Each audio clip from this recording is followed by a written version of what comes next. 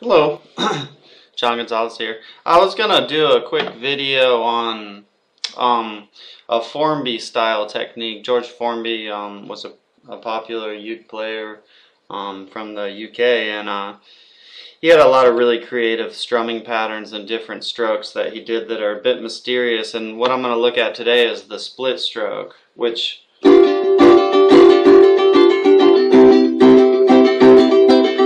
that's kind of like a quick snapshot of what that stroke sounds like. It was unique to his playing style at the time, and nobody else really did it.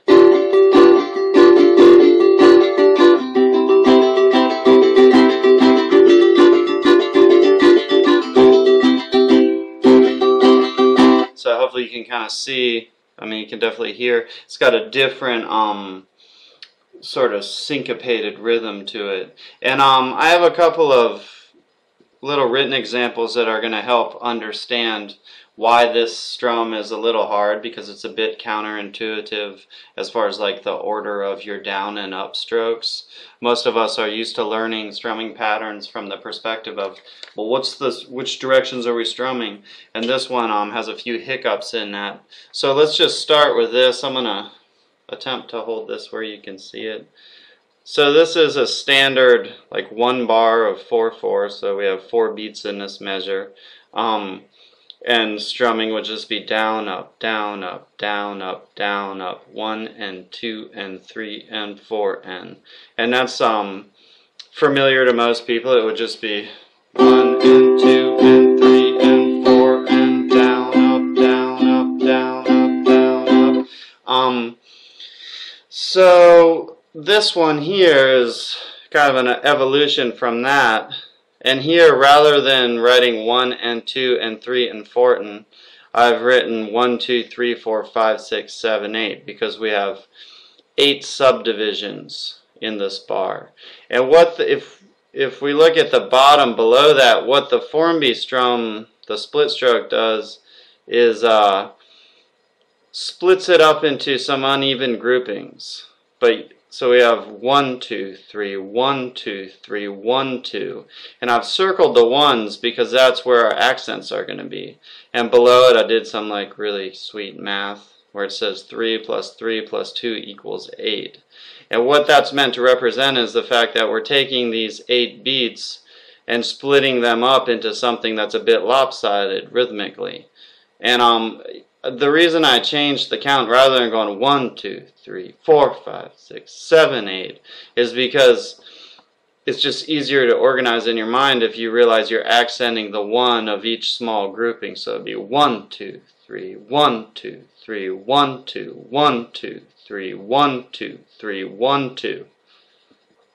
So take a look at that for a second. And if I was gonna, I mean, you might want to start with something like this, where you're going 1, 2, 3, 1, 2, 3, 1, 2, 2, 3, 2, 3, 1, 2, 2, 3, 1, 2.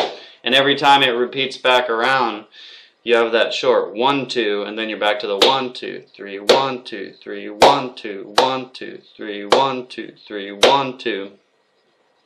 Or if we were going to count to 8.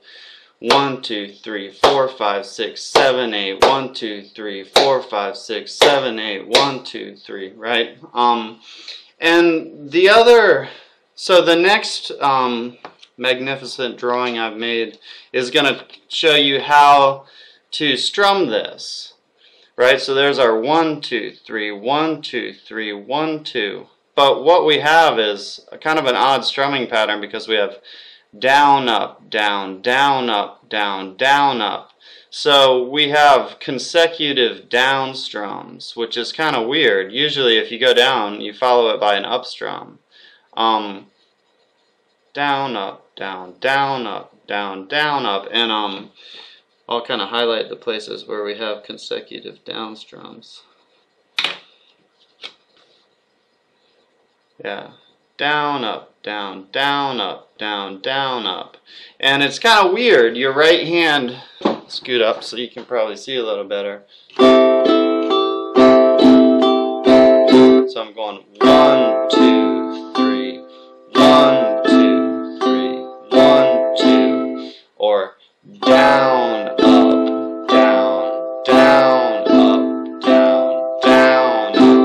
And that's the part that's kind of weird, is when you get to where you have to repeat those down strums consecutively.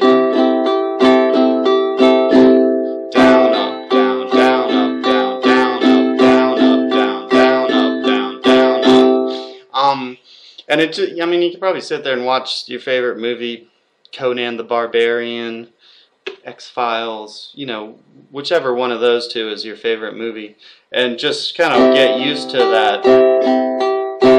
And my hand kind of has a bounce to it when I'm doing it, and part of that is I'm really conscious of how much of the strings I'm strumming. Like the first one's all the way through. I do a pretty standard up strum, but I'm sort of focusing more on these, so it's like full strum, up strum that's focusing on these notes, and then the next down I'm really focusing on the G and C string. So it's not just like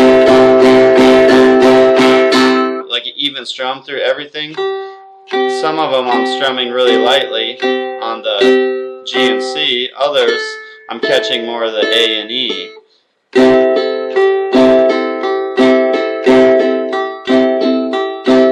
You can really hear it down, up, down, especially on that one. I'm really aiming more at that C string than anything, but I'm not really, like, my mind's not zooming in on, you know, just hitting that string. I'm just thinking I'm not strumming as deeply into the strings.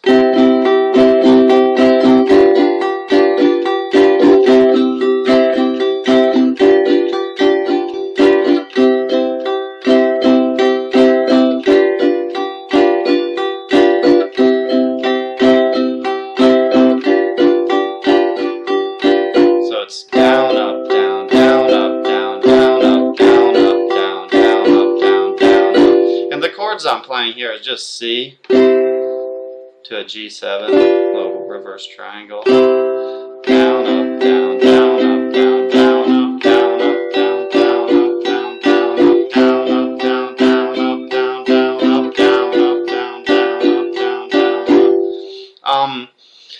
And pretty much the last element to what George Formby really did involves the left hand, where he was going back to our idea of this. It's hard to get it in there. Where the ones are our accents. 1, 2, 3, 1, 2, 3, 1, 2. Or the, you know, the large downstrokes that are written bigger than the other ones. On that one, he's going to fret the chord, right? C. And then lift up for the other two.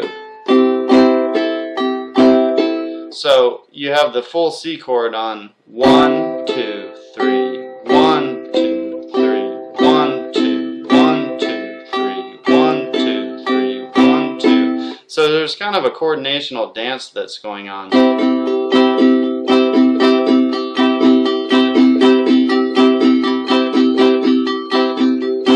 I mean, first you really want to practice it with, you know, just keep the chord solid like that.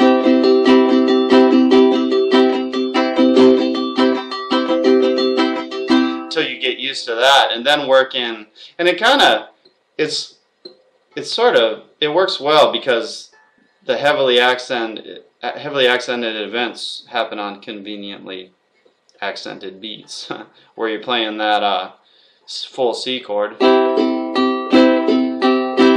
And then when we go to the G7, I'm just going to be lifting up this third finger, the one that's on the second fret of the A string, and fretting the rest of the chord, but it has the same effect. You still get this, or oops.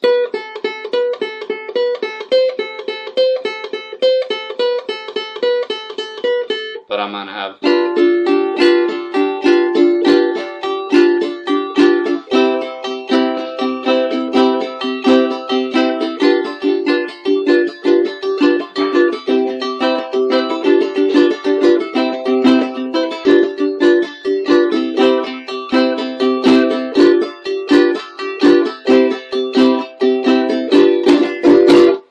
And that's just a quick snapshot of kind of how I learned the split stroke. I had to sort of mentally block it out in my mind with a little bit of math. 3 plus 3 plus 2 equals 8. And then work on adjusting the weight of your strum so you're accenting the right beats. And also then gradually working in, you know, removing the fingers in the important places so you get that full. Kind of a cool strum. You can do a lot of different things. Like, it doesn't just have to be this like Formby kind of thing. I mean,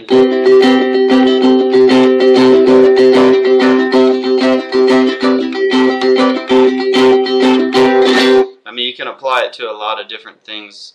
You know, I'm not really that into George Formby. I don't listen to his stuff. I'm more interested in some of the techniques and styles that he pioneered. Although he's very cool. You know, I just take it and apply it however sounds cool to me, which might not sound cool to you, but that's okay. So that's it, just a quick video lesson on Formby style. Yes.